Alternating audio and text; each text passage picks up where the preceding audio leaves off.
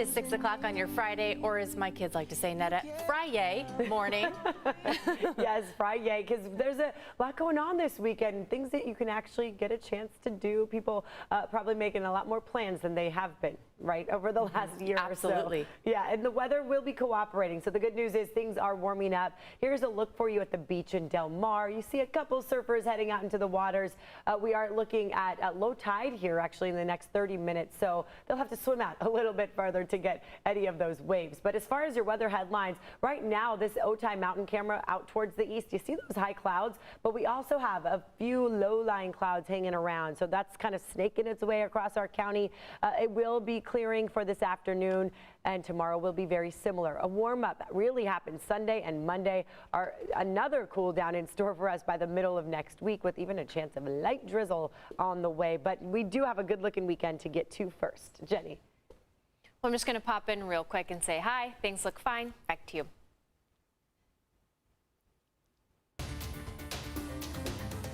Thank you, Jenny. And developing now, 8 people were killed in a shooting at a FedEx facility, this in Indianapolis. It happened late last night near the Indianapolis airport. At least 4 other people are in the hospital. Police say the suspected gunman died after he turned the gun on himself. FedEx released a statement saying its thoughts are with all those affected and it is working with investigators. And stay with News 8 for updates on this developing story. You can obviously visit our website, cbs8.com, or social media pages and our News 8 app. Turning now to our baseball. Yes, the Padres renewing their rivalry against the Los Angeles Dodgers for the first time since the playoffs, which were back in October. And today, there will be changes going into effect at Petco Park. News 8's Evan Narani has a tough job of being right outside that baseball park, giving us all the details with his fancy shirt on this morning. I have something new to teach you, Evan, by the way. Do you know what a sweep? Let's hear it. Do you know what a sweep is? Because I'm pretty sure the Padres are going to do it this series. Yeah. my photographer Julio's giving me answers. I heard him say that. When they win all of the homestand games? If they win every game against the Dodgers in that series, then they will sweep them. So there's 3 games. Okay, so 3 games against the Dodgers, 3 games against the Brewers. So get your broom ready, Evan. Ooh, there we go. Like you mentioned, very tough job that I have out here today, but you know, you got to give the people what they want. And I first want to start off by reminding everyone that these are not pajamas, because on several occasions I've heard that they appear like pajamas. It's a nice vintage Padres shirt that I've got going on here. Outside of Petco Park, big day out here for the Padres, as they are about to let in even more fans into the stadium now that we are in the orange tier. So now that San Diego is in the orange tier, capacity at Petco Park will jump to 30%. That is, of course, in addition to certain sections within the park that are going to be designated as non-socially distant sections. Those sections are going to allow for 67% capacity, so 2/3 of those sections will be full. You do have to show proof of either a negative COVID test or a full vaccination. News 8 spoke with the Padres CEO yesterday of what a big step this is and about some of the additional perks for the fans that are going to be in the stands tonight.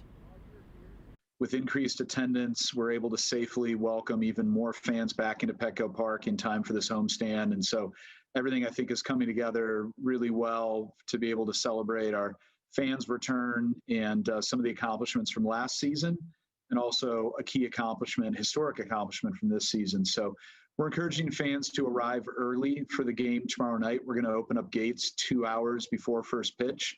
And we're going to have a special pregame ceremony honoring Joe Musgrove and the franchise's first no-hitter. And Padres fans have plenty to celebrate beginning tonight, not only with that special ceremony to honor Joe Musgrove's no-hitter, but also the return of Fernando Tatis Jr. Beyond that, more fans being in the stands to celebrate. 67% capacity in certain sections, 33% capacity in the park as a whole, accommodating nearly 15,000 fans in total. There will also be some changes to concessions if you are going to be in attendance. Keep in mind, previously you had to order everything through the app, the MLB Ballpark app. Now there will be contactless concession stands. They do remind people they will not be accepting cash, so you'll have to use a debit or credit card, some form of contactless payment. However, you will be able to walk up to a concession stand. They're still encouraging you, if you are able to use the Ballpark app. And remember, tickets are still pretty pricey on StubHub, but you can still find tickets online for these games. A lot of people excited for these 6 home games that are to come. I'll send things back to you, Carrie and Netta.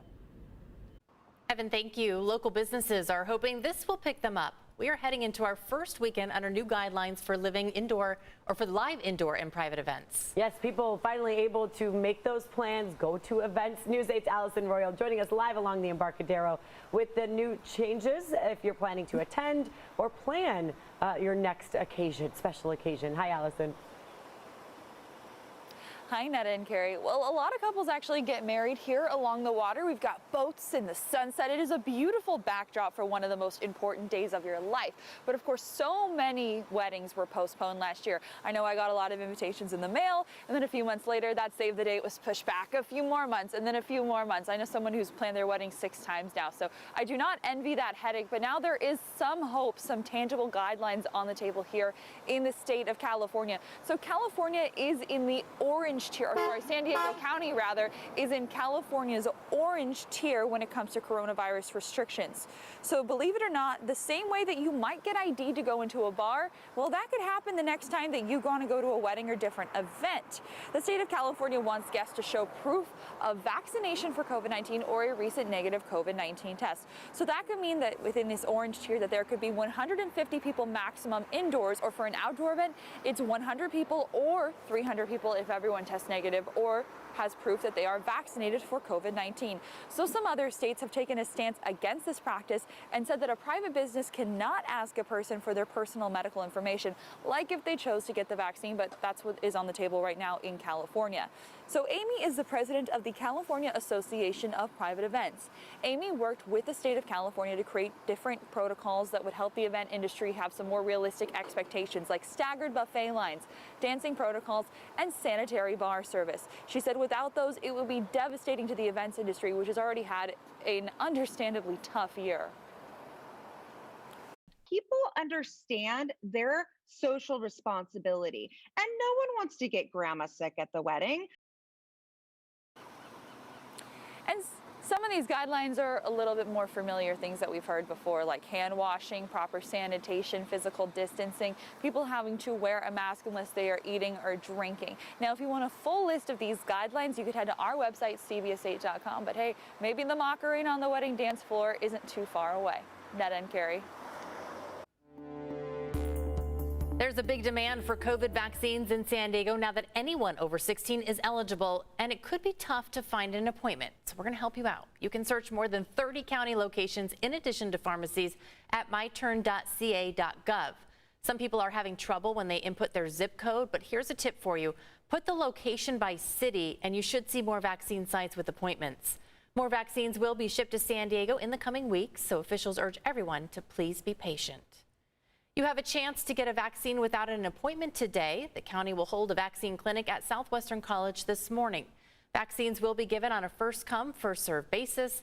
However, the clinic will only serve people who live in specific zip codes, and those are ones representing Barrio Logan, Bonita, Chula Vista, Coronado, National City, Otay, and Imperial Beach. Speaking of the word beach, Netta, is there a chance we could go this weekend and have it nice and warm? It will be warm, yeah, especially Sunday. That's going to be the best beach day if you need that sunshine to kind of entice you. But look at these views, regardless of clouds or sun, it's always enticing. A great day at the beach no matter what's going on with our weather. Right now we're inching closer to low tide, so you can kind of see that how far back the water is. And yeah, people can have a lot more space to walk, go for that morning jog. We do have overcast conditions, as you see. This is San Miguel's camera looking towards the west over the South Bay. So we have high clouds and low clouds. So that marine layer is out. Our sunrise happening in less than 10 minutes at 6:17 this morning. Likely won't get to see it unless you are watching us, because we have our east facing cameras ready for you. And look at this one. It's kind of hard to see with the glare on this screen, but what you're seeing is a lot more pinks and oranges coming through. So these hues will be really pretty. I'll keep watching that for you. 60 degrees if you are in downtown San Diego. Our wind speeds, they are calm. So we're getting a break from that major onshore flow, not as impacted by the coastal cool air. And that's why temperatures will be rising. Overall, that satellite imagery here showing those high clouds. It doesn't pick up the marine layer very well, but you can certainly see some of the cloud coverage coming in from the south. And when we get that, it does tend to add to our humidity. It does feel a little more muggy outside. Afternoon highs, 68 degrees downtown. Ramona, 71. So you're slightly above average for inland areas. Borrego also slightly slightly above. This is pretty seasonal though. Upper 60s, low 70s.